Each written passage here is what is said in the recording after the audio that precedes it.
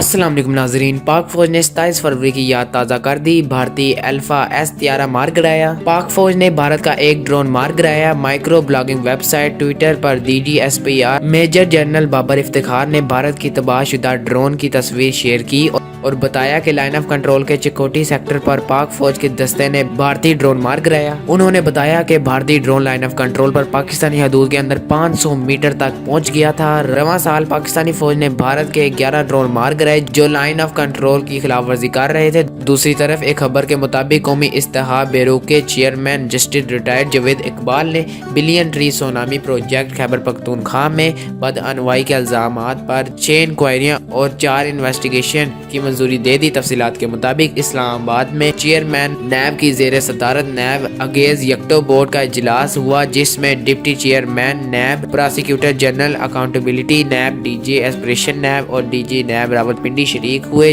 جبکہ DG NAB Khyber Pakhtunkhwa, DG NAB Sukkur اور DG NAB Karachi نے بذریعہ ویڈیو لنک شرکت کی۔ نیب اعلامیہ کے مطابق اجلاس میں چیئرمین نیب نے billion tree tsunami project Khyber Pakhtunkhwa میں 4 الگ الگ تحقیقات اور 6 انکوائریاں سمیت ٹیکسٹ بورڈ خیبر پختونخوا کے افسران اور دیگر کے خلاف تحقیقات کی منظوری دے دی۔